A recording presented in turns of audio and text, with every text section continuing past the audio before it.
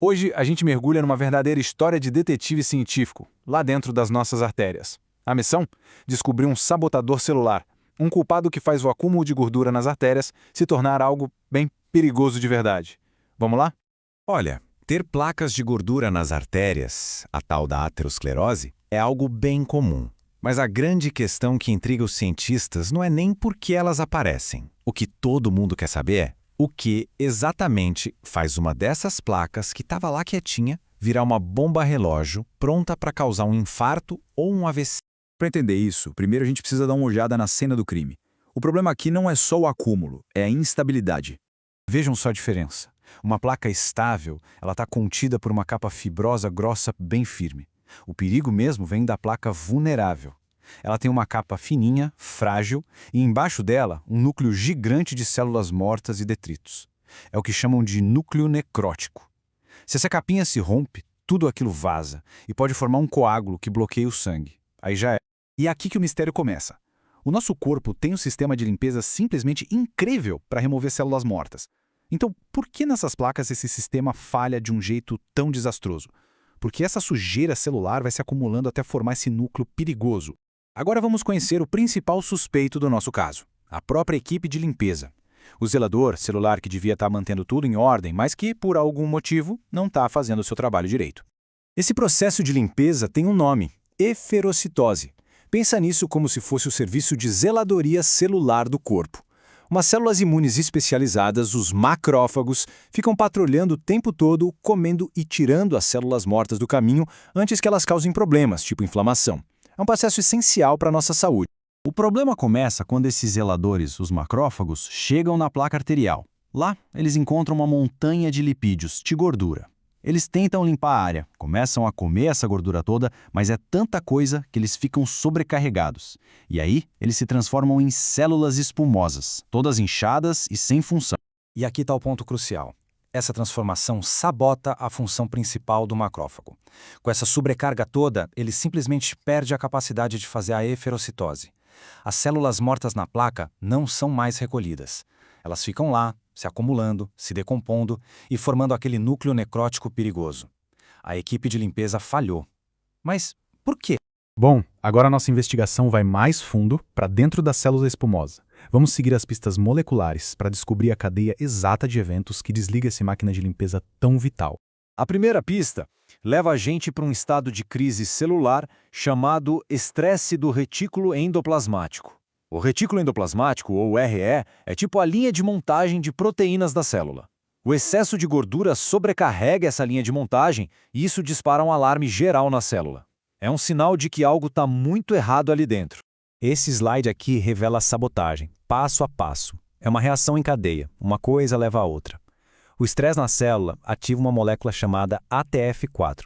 Ela, por sua vez, manda produzir mais de uma proteína, a TRIB3. A TRIB3, então, desliga outra peça-chave, a RAB27A. E a RAB27A é basicamente o mecanismo que fecha o saco de lixo em volta da célula morta. Sem ela, a limpeza não termina. O processo inteiro simplesmente para no meio do caminho.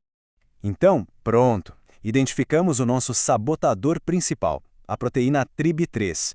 Ela é ativada pelo estresse da gordura. E a função dela nessa história toda é justamente interromper a etapa final da limpeza. Ela garante que os zeladores celulares não consigam terminar o trabalho. Claro que uma boa história de detetive precisa de provas concretas, né? E a ciência por trás dessa descoberta tem exatamente isso. Vamos ver como os pesquisadores conectaram todas essas pistas. As evidências são muito fortes e vêm de várias frentes. No laboratório, o estresse com lipídios desligou a limpeza nos macrófagos. Em camundongos, quando bloquearam a TRIB3, a limpeza voltou a funcionar. O núcleo de células mortas diminuiu e ainda aumentou o colágeno, que deixa a placa mais estável. Mas a conexão mais importante, essa foi encontrada em humanos. A prova definitiva veio de amostras humanas. Quando os cientistas analisaram placas retiradas de pacientes, eles acharam níveis muito mais altos do sabotador, da TRIB3, justamente nas regiões mais perigosas e vulneráveis das placas. Ou seja, o culpado foi pego em flagrante, na cena do crime. E a história fica ainda mais pessoal. Acontece que existe uma variação genética bem comum, a TRIB3Q84R, que funciona como se fosse uma versão turbinada do sabotador. Quem tem essa variante produz uma proteína TRIB3 que é mais estável e mais ativa. E isso não é nada raro, viu? Essa variante de maior risco está presente em cerca de 25 a 30% da população. Isso significa que uma bela parcela das pessoas já tem uma predisposição genética para ter seus zeladores celulares sabotados com mais eficiência. E a conexão é direta. Estudos mostraram que os macrófagos de pessoas que têm essa variante genética já começam o jogo com uma capacidade de limpeza menor. Isso cria uma ligação genética direta entre a TRB3 e um risco maior de desenvolver placas perigosas.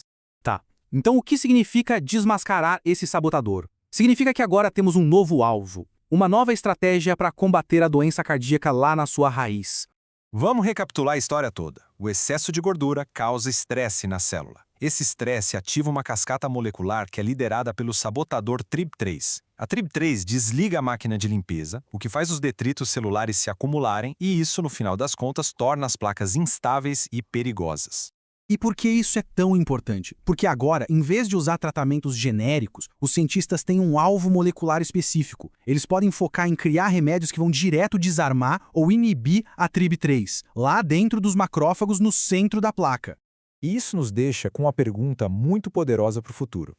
Ao entender essa cadeia de sabotagem, a gente abre a porta para uma nova era de tratamentos. A questão agora não é mais se, mas como a gente vai conseguir, um dia, desarmar essa única proteína para estabilizar as placas e, quem sabe, prevenir milhões de ataques cardíacos pelo mundo.